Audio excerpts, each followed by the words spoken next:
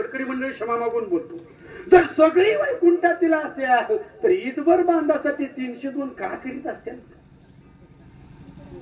सगळीच वैकुंठातील असत्या ती पुढे गेलं की त्याच्या पिकात पुढं का बरं सोडित असत्या? कल्पना करा.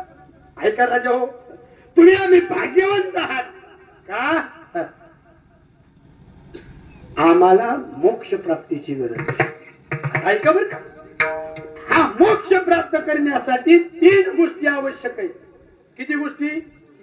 3.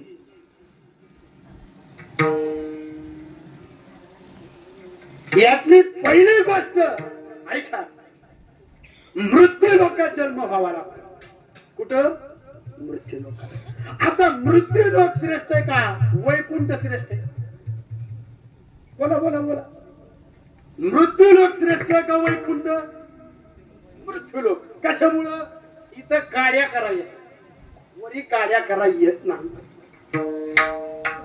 वैकुंठात सगळे पण उपभोग नाही.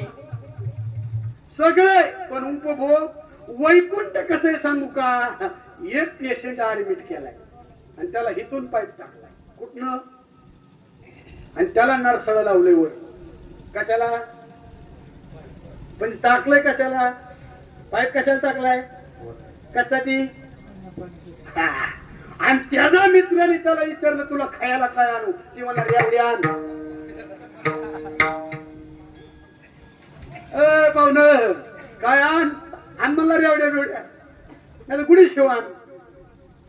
दुसरा मला याच्या त्याला कुठं खायची असते का? मला मी खीर बनवून घेतो. किती छान आहे बघा बरं. आता खीर काय करायची?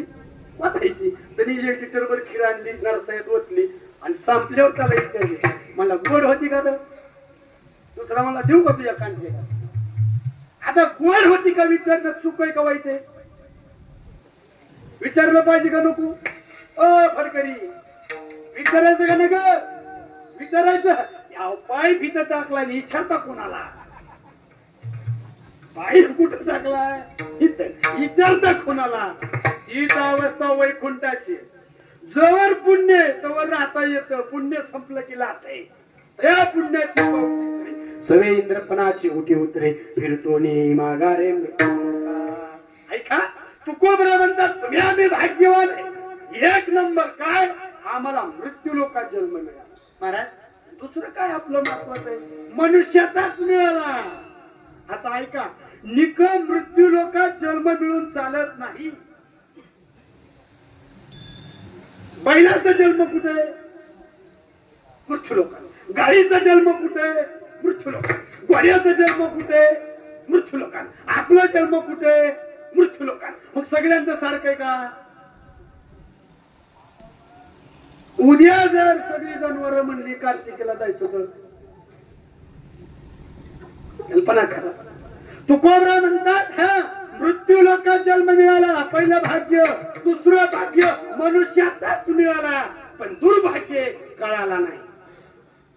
काय म्हणतो ऐका, आम्हाला ध्येय कळत नाही, आम्हाला घर कळत नाही, आम्हाला आई कळत नाही, आम्हाला बाप कळत नाही. ऐका बरं का गोड सांगतो. जुन्या काळातली घटना आता नाही बरं का शक्यतो राहिलं कुठं. जुन्या काळामध्ये 6-6 बैली नांगूर हाणला जायचा बरं. किती बैल? 6-6 बैली. 8-8 बैली, 6-6 बैली. आपल्या कुवतीने कुणी 4 बैली बी हाणायचं, पण मला आता 6 बैली हाणायचं. लक्ष बसलं. किती बैल? 6. सगळ्यात सरळ चालणारा बैल पुढे झोपायचा का मागे झोपायचा? सरळ चलतोय बैल. कुठं? पुढं. कशामुळं? आता पुढचंच बैल येण्याने करते. मागच्याला तासालाच लागून देत नाही. म्हणजे लक्षात बसलं का? आणि जी लई चाबर ती नांगूर धरायला का हाणायला? चाबर नांगूर धरायला का बैल हाणाय? बैल हाणायला. आणि जेला नांगूर धरायला लावला त्याला म्हणायचं तुला कोण सावडीत घेतला का? आम्ही म्हणून घेतला. ऐका बर का, एवढा ऐका. 6 बैलाचा नांगूर धरलाय. आता बैल कोणती ती तुम्हाला पुन्हा सांगतो. सकाळी 7 वाजता नांगूर झोपला. आता नांगरायचं कशासाठी? ढेकळं काढायला का उटाडं काढायला? काय काढायची? ढेकळं. ज्या रानात उठाड नाही ते नांगरायची गरज लागत नाही दादा. नांगरायचं असतं उठाड काढायला, ढेकळं काढायला नाही. म्हणून तर आपली फनं मोडा त्या पेरणीत उठाडा आलं की उछाललं. लक्षात बसलं का? 6 वाजता नांगूर तुपलाय, पहिला दापल्या बरोबर नांगूर अडकला. कशाला? उठाडाला. आता नांगूर कोणता आहे सांगू का? हे आयुष्याचा नांगूर आहे. कोणता नांगूर आहे? आयुष्याचा. उठाड कोणतं आहे सांगू का? संसाराचं उठाड आहे. आयुष्याचा नांगूर संसाराच्या उठाडाला अडकला. लयच यात्रा गडी होता त्यांनी मागच्या बैलाला ठोका टाकायचा ते पुढच्याला टाकला. बैल बी सांगून टाकतो तुम्हाला, 6 बैल काम, क्रोध, लोभ, मद, मत्सर आणि अहंकार.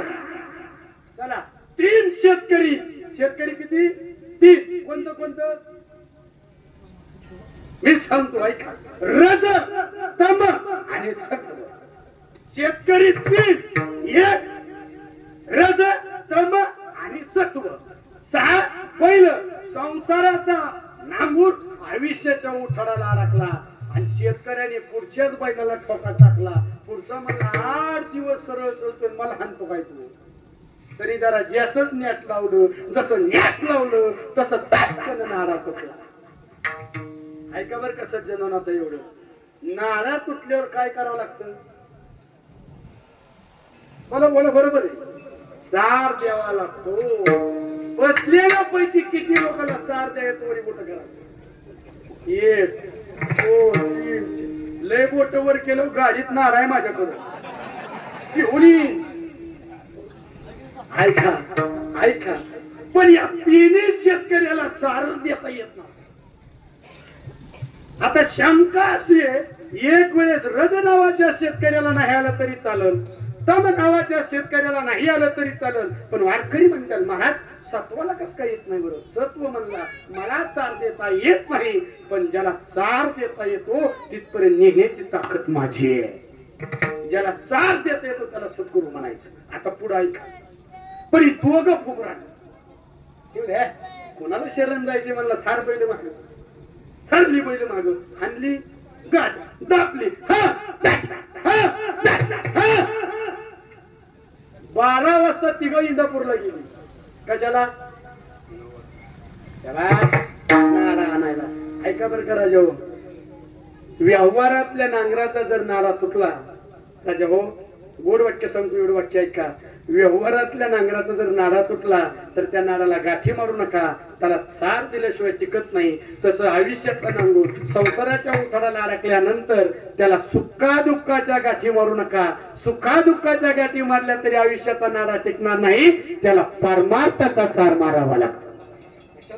ऐका, तुकोबरे म्हणतात आम्हाला मनुष्य देह मिळालाय, मृत्यू लोकात मिळालाय, संतांच्या भूमीत मिळालाय, तरी आम्हाला मनुष्य देह कळाला नाही. शोकांतिक आहे.